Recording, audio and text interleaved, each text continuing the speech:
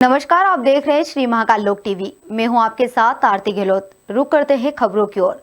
लोकसभा अध्यक्ष ओम बिरला ने कहा, यह 18वीं लोकसभा लोकतंत्र का विश्व का सबसे बड़ा उत्सव है। अन्य चुनौतियों के बावजूद 64 करोड़ से अधिक मतदाताओं ने पूरे साथ चुनाव में भाग लिया। मैं सदन की ओर से उनका और देश की जनता का आभार व्यक्त करता हूँ। प्रधानमंत्री मोदी के नेतृत्व में लगातार तीसरी बार एनडीए सरकार बनी है।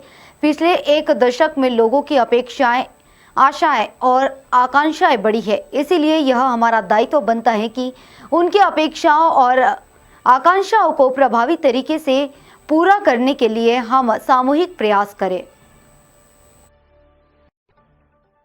आयोग जिसने निष्पक्ष, निर्बाध एवं पारदर्शी तरीके से निर्वाचन प्रक्रिया संपन्न कराई, दूर दराज के इलाके में एक मत को भी मतदान करने के लिए जो उन्होंने प्रयास किया, उसके लिए मैं निर्वाचन आयोग को धन्यवाद देता हूं।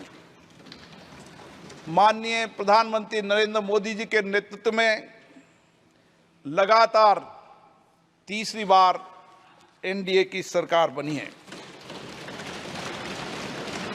पिछले एक दशक में जनता की अपेक्षाएं, आशाएं, आकांक्षाएं बढ़ी है।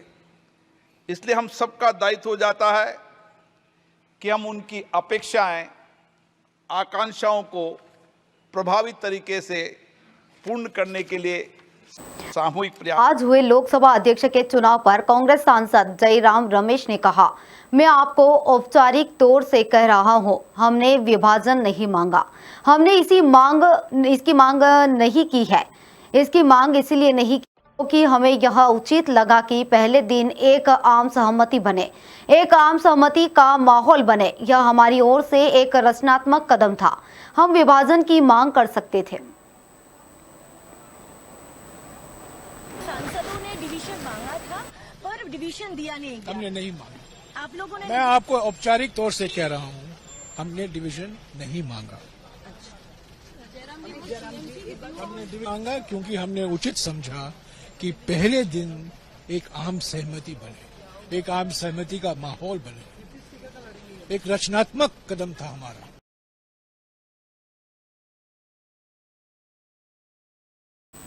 निर्दलीय सांसद पप्पू यादव ने कहा, मुझे समझ नहीं आता है कि बीजेपी के पास विकास के लिए क्यों कुछ नहीं है। बीजेपी के पास नीट के लिए क्यों कुछ नहीं है। भाजपा के पास पेपर लीक, महिलाओं और महंगाई पर क्यों कुछ नहीं है। आज के दिन जब स्पीकर का चयन हुआ और एक बेहतर संदेश दिया गया, वहां रंग में भंग और पहले ही दिन आपने कह दिया है कि तकरार के रास्ते ही आगे काम होगा, तो आप क्या उम्मीद करेंगे। आपने पहले ही दिन सदन का राजनीतिकरण कर दिया। स्पीकर को आपने पार्टी के एजेंडे पर बाध्य कर दिया। मुझे समझ में नहीं आता है कि बीजेपी के पास विकास के लिए कुछ क्यों नहीं है।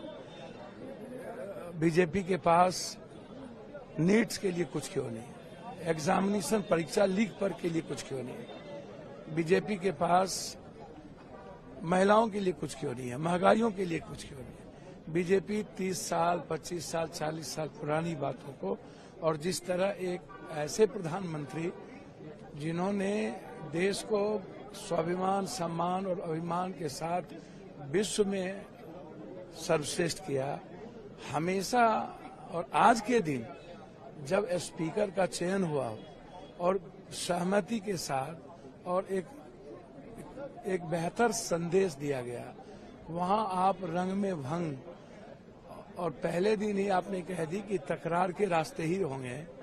तो अब जब आप रोपिएगा बबूल तो खाइएगा खजूर, आप क्या उम्मीद करेंगे जब आप पहला दिन ही राजनीतिकरण कर दिए सदन का। सब कुछ के बाद आपने रंग में भंग कर दिए और मूल्यों और नैतिकता को आप संरक्षण भी नहीं दिया, और आप कंप्लीट पार्टी के एजेंडे पर स्पीकर साहब को बाध्य कर दिए। तो ये तो गलत है। ये बढ़ते अगली खबर की ओर। आपातकाल की 50वीं वर्षगांठ पर एनडीए के विरोध प्रदर्शन पर कांग्रेस सांसद कार्ति चिदम्बरम ने कहा, 1975 से अब तक गंगा में बहुत बह चुका है। इंदिरा गांधी ने इस आपातकाल पर खेद जताया था। 1977 के चुनाव में वे हार गई थी। भाजपा को अब पीछे की तरफ देखकर कार चलाना बंद कर देना चाहिए। यह काफी आश्चर्यजनक है कि सत्ता पक्ष क्यों विरोध कर रहा है। अगर वे विरोध करना चाहते हैं तो वे विपक्ष में आ सकते हैं और हमें मौका दे सकते हैं। हम खुशी खुशी इसे स्वीकार करेंगे। And they have reminded the opposition about the emergency and the violation of the constitution. See, a lot of water has flown in the Ganga since 1975. Mrs. Indira Gandhi has expressed regret over it, and was defeated in an election in 1977 and won the election in 1980 to come back as Prime Minister. But the BJP must stop driving a car only by looking at the rear view mirror. They must have a forward-looking agenda. And it's quite surprising why the Treasury benches are protesting. What is the Treasury protesting? If they want to protest, they can come to the opposition and give us an opportunity to be in the Treasury. We'll gladly take it. But the same statement had come up from the Speaker of the Lok Sabha. I mean, this is not a good start. I mean, unfortunately, this is not a good start. This is not the way to start a new term. But, everything seems to be remaining the same, and the same kind of divisiveness from the last Lok Sabha seems to be carried forward here, and it's not necessary. And I said, a lot of water has flown in the Ganga. That the issue of emergency is done and dusted. We should talk about the strangulation of institutions and collapse of institutions today. And we should talk about what is happening to press freedom, what is happening to a sitting chief minister who's been incarcerated pending trial. I mean, these are the things we should be talking about. And instead of always looking at something which happened.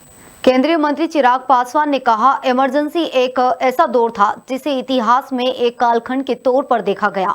जिस तरह से emergency के दौर में पूरे देश को बंदी बनाने का प्रयास किया गया, देश पर तानाशाही थोपने का प्रयास किया गया, वर्तमान और आने वाली पीढ़ियों को इसे सीख लेने की जरूरत है। इमरजेंसी का एक ऐसा दौर था जो इतिहास में एक काले खंड के दौर पर जिसको देखा गया।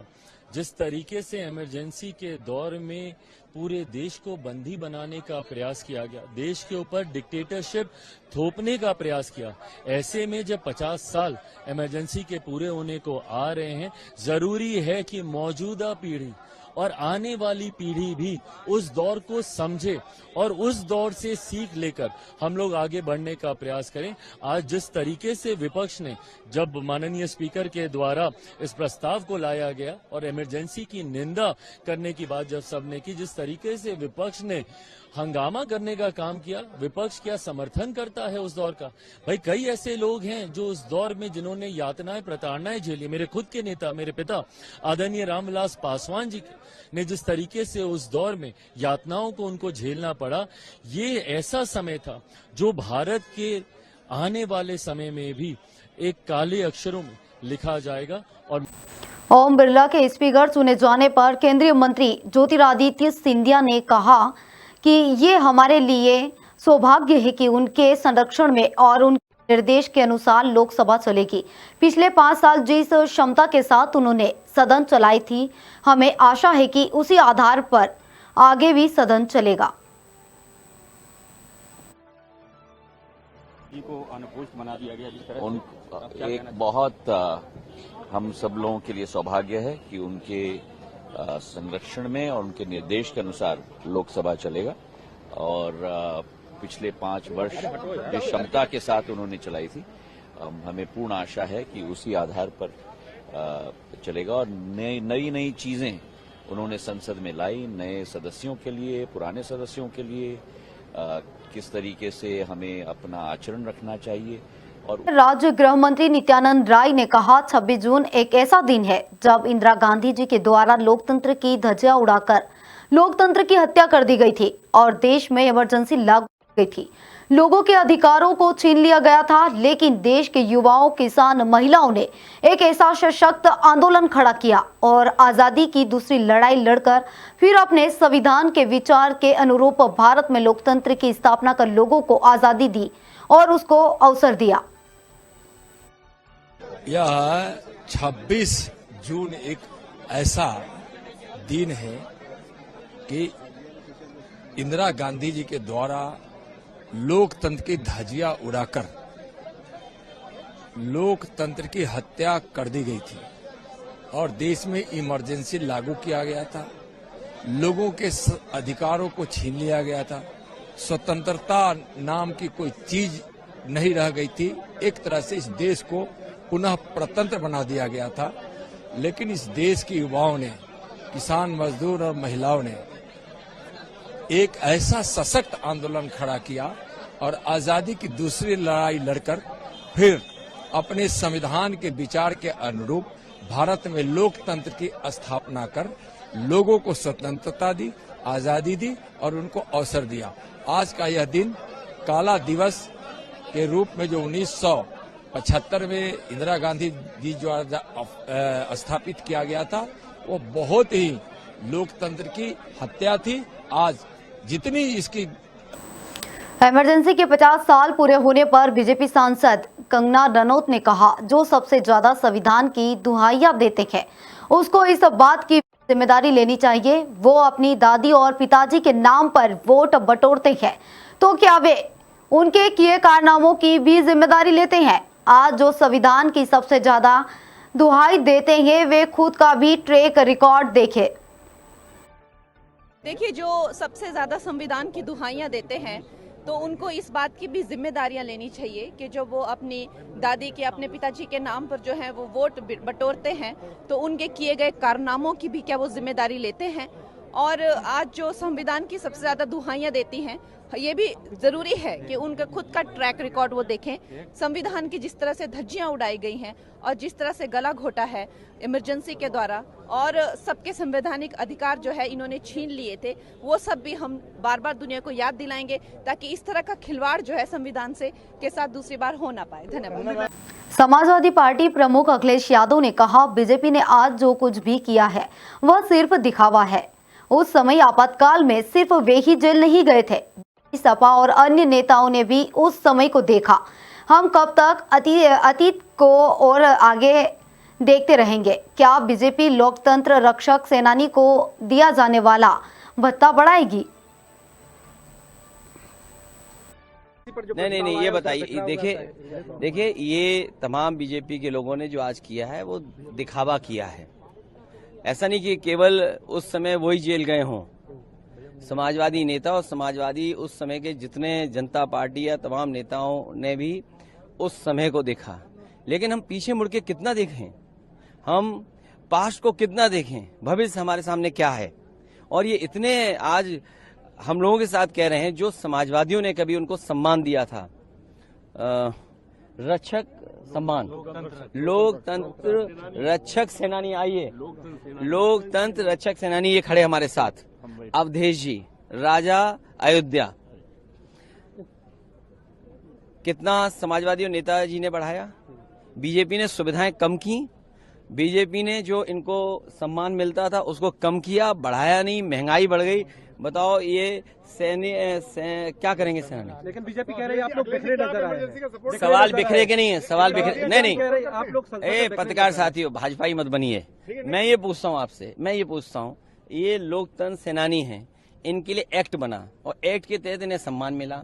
सम्मान से इन्हें कुछ सम्मान मिलता है। बीजेपी अगर इतनी शुभचिंतक है तो इनका दुगना कर दे। जहाँ जहाँ सरकार है, हमने किया, नेताजी ने किया। कितना मिल रहा है अब सुविधा? 20,000। अब एक मिनट, बात वो नहीं है, बात ये बताइए, जो सेनानी है, रक्षक सेनानी हमारे, लोकतंत्र सेनानी, क्या उनका भत्ता, क्या उनकी सुविधाएं दुगना करेगी भारतीय जनता पार्टी? जिस दिन दुगना कर दे आप हमसे पूछने आ जाना। और नेताजी ने लोकतंत्र सेनानी, इनको सम्मान दिया, हम लोगों ने कानूनी अधिकार दिया जिससे इन्हें भत्ता, सुविधाएं, सम्मान मिल रहा है। बीजेपी बताए कि लोकतंत्र सेनानियों के लिए एक